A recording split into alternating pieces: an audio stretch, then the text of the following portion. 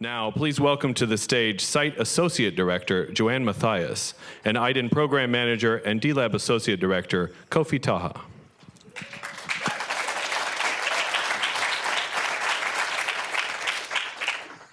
Well, good afternoon, everybody. Feeling very privileged to be here at the end of the day and have the opportunity to speak to you directly. Really encouraged to see as many of you sitting in the auditorium at the end of the day as there were at the beginning of the day, and particularly grateful to our international guests where the time difference is against you. So thank you. We'll keep our final remarks short. One of the difficulties of being asked to do this at the end of the day, whilst a privilege, I just recognise that a number of the things that I was tasked with, everybody else has done. So I'm going to continue to do some of those things. I attended TechCon myself for the first time just over 2 years ago, just shortly after joining the HESN network, and was privileged and really enjoyed the event. This year, I've had the opportunity to see firsthand, the developing conference, the conference come together. And so it's a genuine pleasure to sort of stand here and be able to express my gratitude to people who have worked so hard and for such a long time. It's hard to believe, but the first call actually took place in August of 2015. Ladies, I looked today. It's pretty amazing. Tikora already did it very well, but I just want to extend a personal thank you again also to Lauren, Maggie, and Michelle, who worked tirelessly and with tremendous good humour, and who have, brought this event together very, very well indeed. I'd also like to thank our sponsors, and I'm going to read the list because it is the end of the day and I'll get it wrong otherwise. So to the American Society of Mechanical Engineers, Arizona State University, Chemonics, Engineering for Change, Johnson & Johnson, MIT Brain and Cognitive Sciences, and also VentureWell. We appreciate your generosity and your support.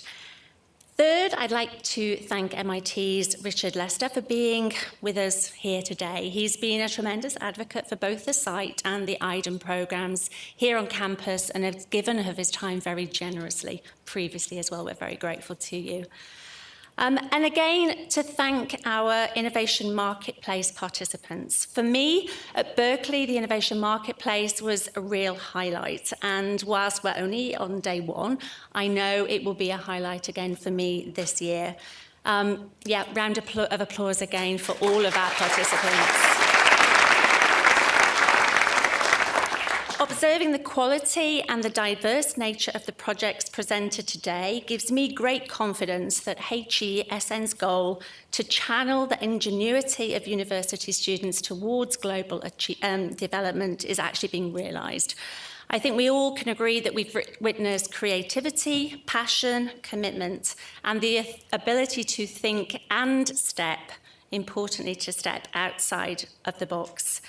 I know from my own engagement with the students here at MIT, and I'm sure it's true of all the other partner universities and students elsewhere, that they have travelled internationally to work and engage with partners as part of the development of their projects. They've built trust, they've built relationships, they've developed deep understanding of needs, and they've been advocates for change within the organisations that they have partnered with. Today, we've heard about innovation. We've had it defined as a pathway from idea to impact. And I know that we all agree that creating breakthrough innovations is key in tackling the complexities of modern day development challenges. I know that because it says it on the website.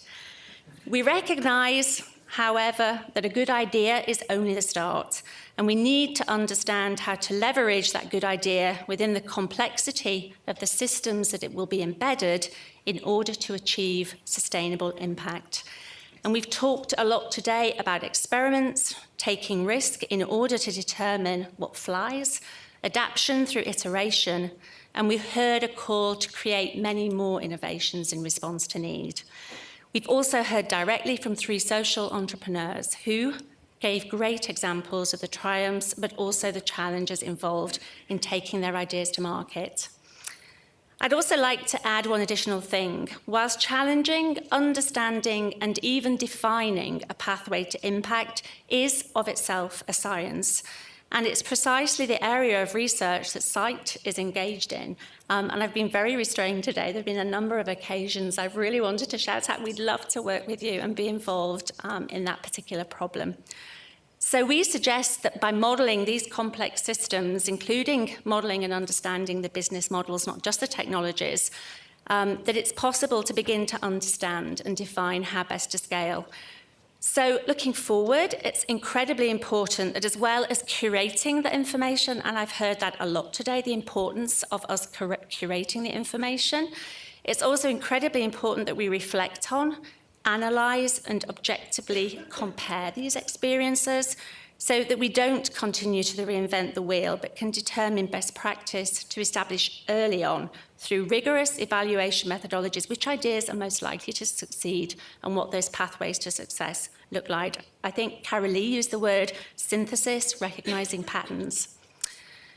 And finally, I want to bring it back to education within Higher Education Solution Network and the role of the students, and also to reflect how today we've heard how global development is changing exponentially in the 21st century and that the only constant is change. Innovation will only flourish within ecosystems and communities that foster and develop the next generation of innovators and thought leaders, equipping them with the skills and knowledge that they need to navigate this changing landscape and to be successful. Partnership with higher education is key, and we have an obligation to build on what we have created to date and to go forward. Thank you.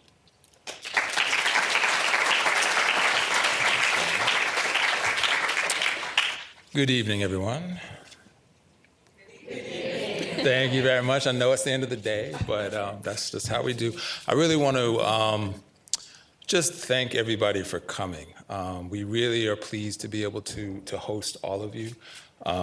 We have had the opportunity to visit many of your places and work with you, and hosting is an honor. So we're really grateful that you all have come. We hope that you felt comfortable and that things will continue to go smoothly over the next few days. So I just want to look forward a little bit, and as we close the evening, I'm not going to try to be as eloquent as Joanne or as many of the other people who have come before.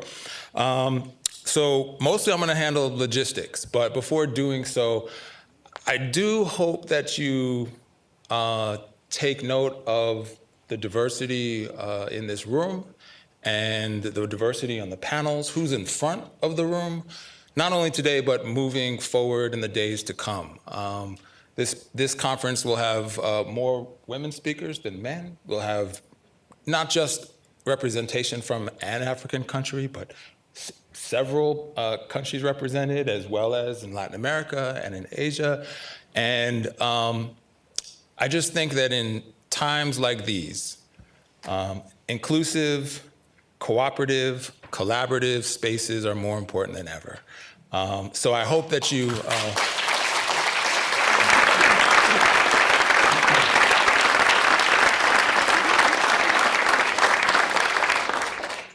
the work that we all are doing internationally and domestically is going to be defined by this ability and willingness to go forward together. So I really appreciate, again, all of you being here, and hope that you take an opportunity in between sessions and in meals to really get to know one another so that we can lean upon each other, hold each other, and really value each other as we move forward. So logistics. Tomorrow we will have a couple of keynotes. We'll have a couple of keynotes from USAID and a keynote panel, interactive panel. I'll let you look at the details, but I do want to highlight the interactive panel that my colleague Ben Linder, who was helping here earlier, will be running. And that's because throughout the coming schedule, I really hope that you will think about how we're doing the work that we're doing. There's an opportunity to put a lot of things in your toolkit, as you go forward. And you will look through and see an exciting list of sessions, interactive sessions and workshops.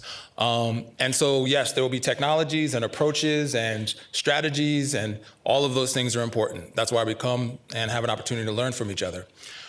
But I also want you to try to pay particular attention to not just what we're working on, but how we do the work. And I think that session in the morning will kick off that thought process, because it's often a reflective thought process. And so considering what kind of ethical framework we want to use as we do this work and how it informs the strategies that we pursue is what many of the sessions that are to come will really be focused on. So we'll have sessions and workshops on innovation ecosystems, on actionable research, on measuring impact, and on next generation practitioners and partnerships. So I hope you will delve deeply into the program this evening and pick out a plan for yourself for tomorrow and for Saturday that will really inspire you. And lastly, just a few reminders. The winners of the Innovation Marketplace with your little signs and plaques after we close here, would appreciate if everybody would come together for one final photograph. Tomorrow, the spaces will be a little bit different. Tomorrow we will be meeting on the 6th floor of the MIT Media Lab, which is just next door. Breakfast starts at 7:30 a.m. and the program starts at 8:45 a.m. sharp. There's also, for those interested, an informal working with USAID conversation over breakfast. So breakfast will be there. Lunch, by the way, is in the same place where it was today, so just a short walk down the way. So that will be the logistics for tomorrow. We really have some great keynotes and these interactive sessions that are prepared for you, so please don't be late. We'll try to keep things moving. And in the spirit of keeping things moving and giving you time to really interact with each other and learn from each other, I'm going to close today's session and thank you again for a fantastic day.